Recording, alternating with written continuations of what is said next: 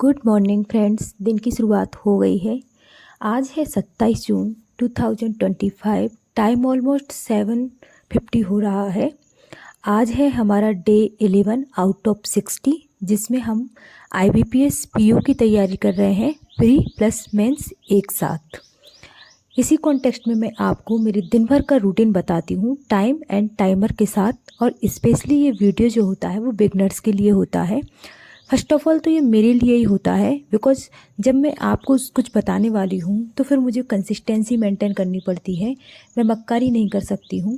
तो पहली प्रायोरिटी तो ये होती है, और दूसरा ये कि इसी बहाने से मैं आपसे जुड़ी रहती हूँ, ताकि बिगनर्स के जो भी कमेंट हो या डाउट हो, मतलब प्रिपरेशन के रिगार्डिंग, तो वो मुझसे डिस्कस कर लें। मैंने आपको टू डू लिस्ट बताई थी, वो मैंने कुछ भी चेंज नहीं की है। जब मैं चेंज करती हूँ मैं आपको अपडेट कर देती हूँ। टू डू लिस्ट में बस वही होता है, मॉर्निंग, इवनिंग, नाइट। हम गाइडली के मॉक लगा रहे थे, जिसमें हमारे 3 मॉक हो गए थे न्यू पैटर्न वाले। बट मैंने सोचा कि चलो IBPS PO का एक आध लाइव मॉक लगा लेते हैं बीच में, ये टेस्ट करने के लिए कि हम कहाँ स्टैंड कर रहे हैं। अदरवाइज़ लाइव मॉक लगाना मैं प्रीफर नहीं करती हूँ, बिकॉज उसका जो रिजल्ट आता है वो नेक्स्ट डे आता है। फिर नेक्स्ट डे आता है तो मेरा नेक्स्ट डे का जो शेड्यूल होता है ना, वो ख़राब होता है, क्योंकि उसका एनालिसिस भी करना पड़ता है। अगर एनालिसिस नहीं करेंगे तो वो मॉक टेस्ट लगाने का हमारा कोई मतलब नहीं निकलता, क्योंकि हमें ये पता नहीं चल पाता कि हमने कहाँ गलतियाँ की थी। हम एनालिसिस करेंगे तभी तो हमें पता चलेगा कि जो रॉन्ग क्वेश्चन थे वो रॉन्ग क्यों हुए। हमें कॉन्सेप्ट नहीं आता था, या फिर हमने तुक्का लगाया था उसमें। जनरली तुक्का तो अवॉइड ही करना चाहिए, क्योंकि अगर हम ना पॉसिबिलिटी खेलते हैं ना, तो पॉसिबिलिटी भी हम जब भी लगाते हैं किसी भी क्वेश्चन में, जब हमारे सबकॉन्शियस माइंड में वो हमने कभी ना कभी पढ़ रखा हो, तभी हमें इंट्यूशन आता है कि नहीं, इन 2 ऑप्शन में से एक हो सकता है।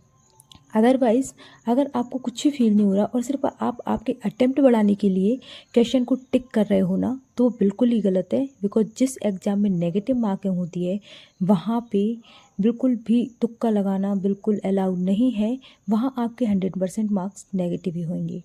यहाँ पे मैं आपको साथ के साथ स्क्रीन इसलिए शेयर कर रही हूँ ताकि थोड़ा बहुत आपको ऐसे पता चले कि इंग्लिश में मैं पहले क्या अटैम्प्ट करती हूँ, फिर क्वांट में कहाँ मार्क फॉर रिव्यू करना होता है। जैसे जनरली क्वांट में मैं DI को मार्क फॉर रिव्यू करती हूँ, नंबर सीरीज़ को मार्क फॉर रिव्यू करती हूँ, फिर स्पीड मैथ जो होता है ना, पहले उसे सॉल्व करती हूँ, फिर 2 DI आती है जिसमें से एक लेंथी और एक ईजी आती है।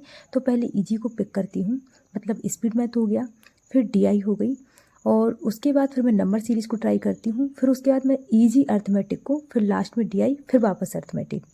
ऐसे रीजनिंग में पूरी पजल जो होती हैं उनको मार्क फॉर रिव्यू करने के बाद सारा स्पीड मैथ कर लेती हूँ। ठीक है, ऐसे करते करते मैंने टाइम आपको दिखाई दिया, टू डू लिस्ट भी बता दी।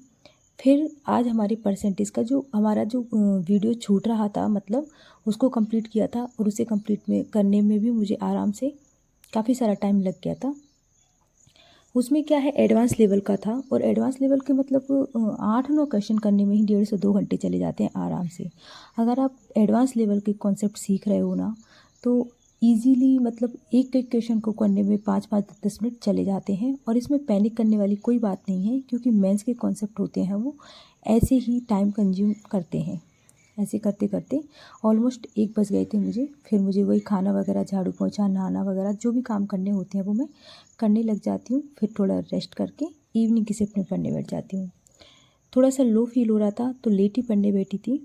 जनरली मैं IBPS PO मेंस की PDF सॉल्व कर रही हूँ, बट उन्होंने अभी तक डे 1 की ही PDF ओपन की है, इसलिए हम जो PO मेंस की पहले से कर रहे थे उसी का डे 6 उठा लेंगे, क्योंकि कहीं ना कहीं से प्रैक्टिस तो करनी है, उसको हम ब्रेक नहीं कर सकते।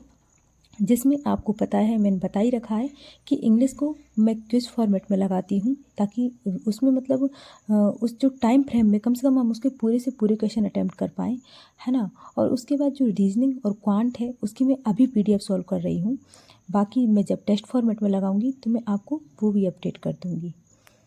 इंग्लिश में मैं कोशिश कर रही हूँ कि मेरी एक्यूरेसी मेंटेन हो, चाहे अटेम्प्ट कम हो। जनरली क्या है, हम ना इंग्लिश में टिक करने में हमारा कुछ भी नहीं जाता, दिमाग में लोड भी नहीं जाता, और कुछ सॉल्व तो करना होता नहीं, तो टिक टिक टिक टिक कर देते हैं, मतलब छोड़ने का मन ही नहीं करता कि स्किप कर दें इसे।